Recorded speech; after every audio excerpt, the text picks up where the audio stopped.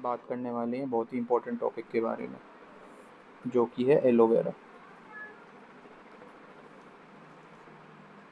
Aloe vera के बारे में बात करने वाले हैं। एलोवेरा का बोटेनिकल नेम क्या होता है? एलो बार्बेडेंसिस।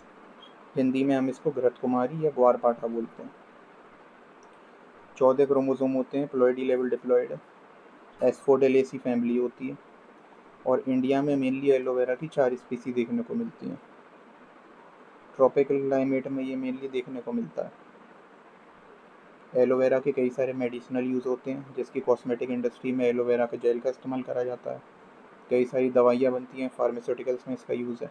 और कई सारे हेल्थ के रिलेटेड जो बेवरेजेस होते हैं, वो भी एलोवेरा का इस्तेमाल करके बनाए जाते हैं। इसके अलावा एलोवेरा का एग्रीकल्चर में भी बहुत इंपॉर्टेंट रोल है। जैसे कि रूटिंग हार्मोन के तौर पे हम इस्तेमाल करते हैं कटिंग्स वगैरह तैयार करने में एलोवेरा का। Aloe vera as a biofertiliser के तौर पे काम करता है। इसके अलावा पेस्ट को ऑर्गेनिकली भगाने के लिए भी ऑर्गेनिक पेस्ट डेटरेंट के तौर पे इसका इस्तेमाल किया जाता है। एलोवेरा जो है एक सॉइल कंडीशनर का भी काम करता है, क्योंकि एलोवेरा जेल मिट्टी में वाटर होल्डिंग कैपेसिटी बढ़ा देता है। एक बार अगर खेत में हमने एलोवेरा का पौधा लगा दिया तो कम से कम 4 से 5 साल तक हम आराम से पत्ते की हार्वेस्टिंग कर सकते हैं।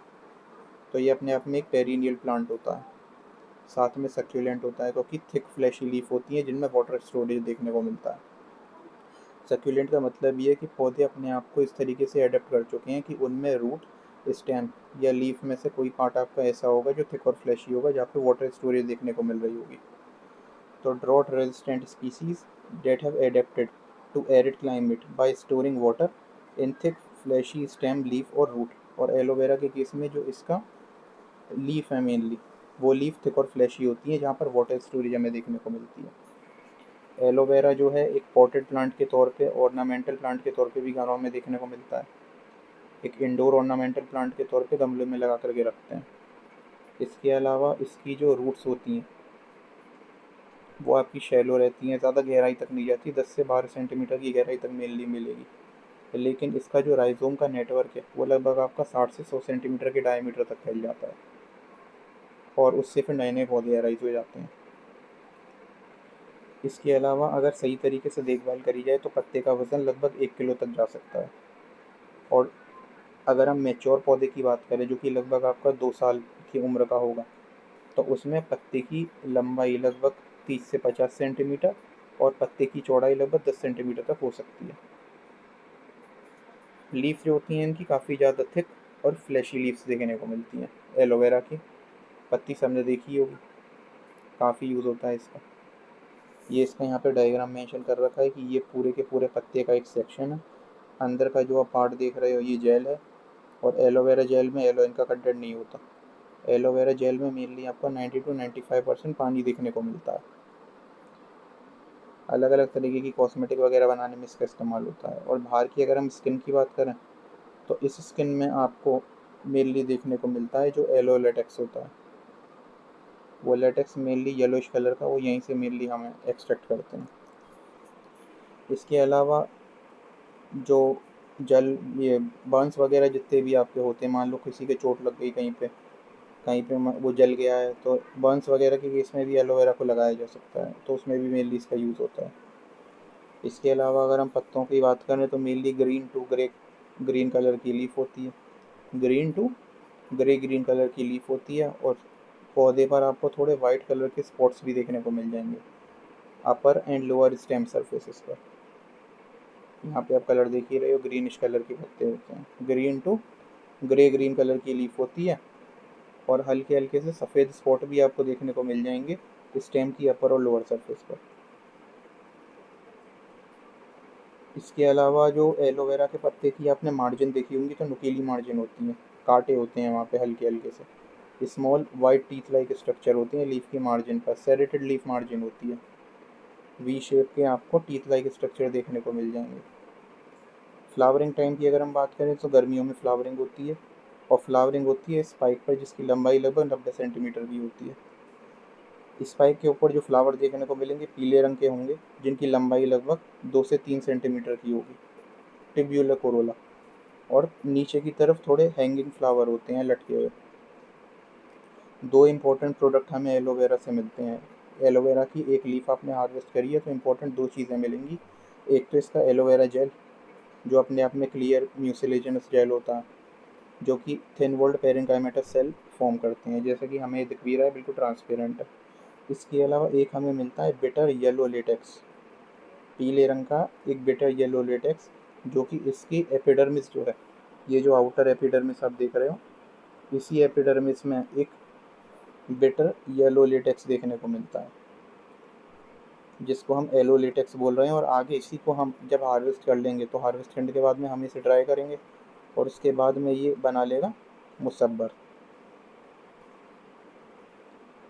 तो बिटर येलो लेटेक्स है जो कि आपका स्टोर रहता है in cells of epidermis of leaf in vascular layer containing high concentration of anthraquinone. याद रखना, एंथ्राक्विनोन की मात्रा आपकी इस एपिडर्मिस वाले पोर्शन में ज़्यादा है और जेल वाले पोर्शन में थोड़ी कम है। जेल की अगर हम बात करें एलोवेरा जेल की, तो उसमें 90 से 95% पानी होता है।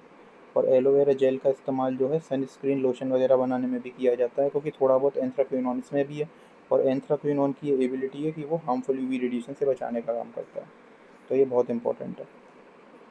इधर देखो, ये मैंने एक फ़ोटो लगा रखी है, इसमें ये तो बीच में आपका जेल हो गया, और ये जो इसकी एपिडर्मिस है, इस एपिडर्मिस में से एक येलो बिटर लेटेक्स निकलता है जो ये है, और इस येलो बिटर लेटेक्स को हम बोलते हैं, यही है एलो लेटेक्स।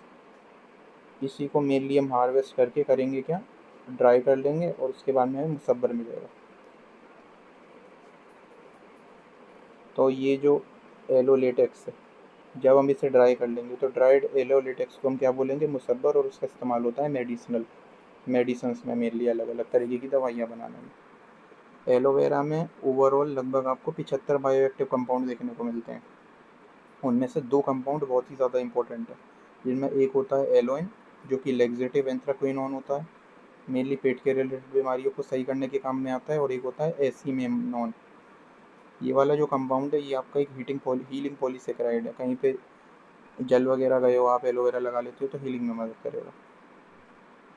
इसके अलावा अगर हम बात करें तो कई सारे इम्प्रूव्ड कल्टीवार हैं इसके। कल्टीवार मतलब कल्टिवेटेड वैरायटी, जैसे कि कुछ कल्टीवार जिनमें एलोइन की मात्रा अच्छी खासी है, वो कुछ यहाँ पे दे रखे हैं, जैसे कि IC 111271, इसमें 22.76% एलोइन है। IC 283932, इसमें 26.13% एलोइन होता है। IC 111-280, इसमें 22.47% एलोइन है।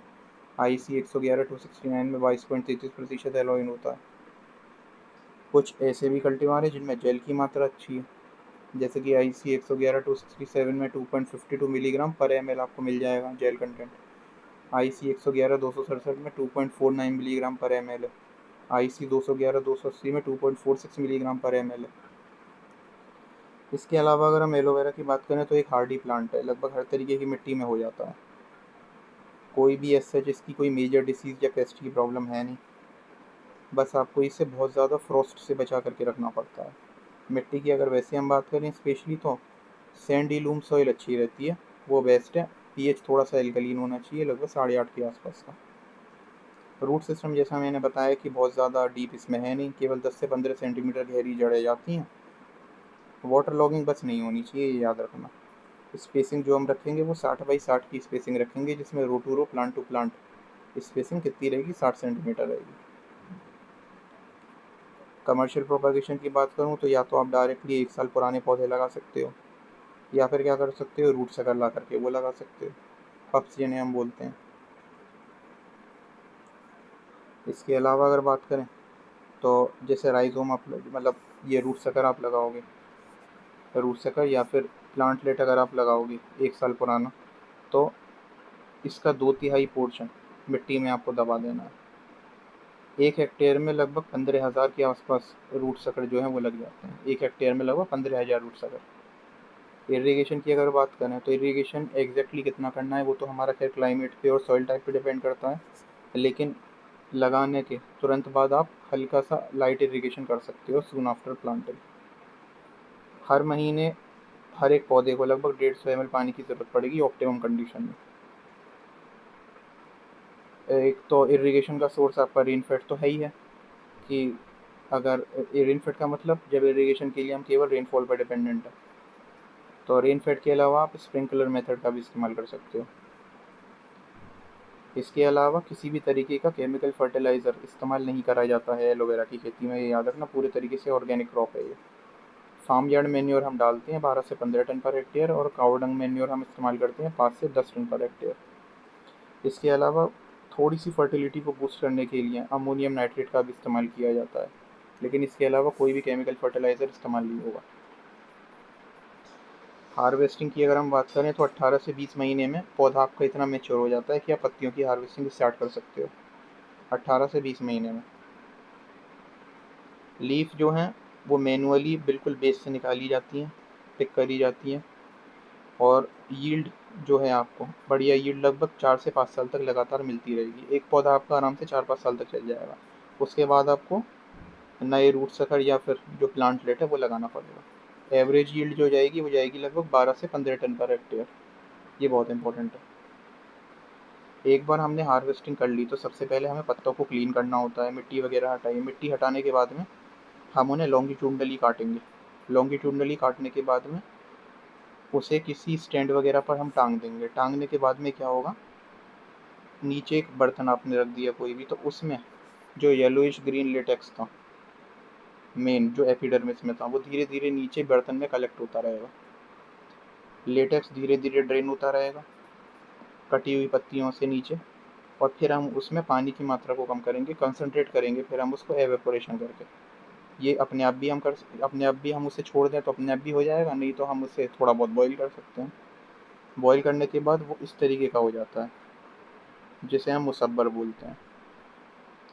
जो ड्राइड लेटेक्स है वो थोड़ा सा येलोइश कलर का आपका रहेगा, मेनली थोड़ा ऐसे येलोइश डार्क कलर का हो जाता है, और उसको हम मुसब्बर बोलते हैं, और इसका इस्तेमाल मेडिसिनल पर्पज़ के तौर पे करा जाता है। एलोवेरा के कई सारे इस्तेमाल है, जैसे बताया था मैंने। लेग्जेटिव के तौर पे है पेट वगैरह के रिलेटेड बीमारियों में, कॉस्मेटिक के तौर पे शैम्पू में, टाइप 2 डायबिटीज़ में, स्किन के रिलेटेड प्रॉब्लम्स, आँखों के रिलेटेड प्रॉब्लम, ट्यूमर में, स्प्लीन एनलार्जमेंट, लिवर के रिलेटेड प्रॉब्लम, वॉमिटिंग, अस्थमा में, अल्सर, अलग अलग तरीके के जो आपके हेल्थ के रिलेटेड बेवरेजेस होते हैं उनको बनाने में इस्तेमाल किया जाता है। आइसक्रीम वगैरह में, जैम वगैरह हो गया, ये योगर्ट वगैरह। तो ये एक छोटा सा वीडियो था जो कि मेनली एलोवेरा के बारे में था।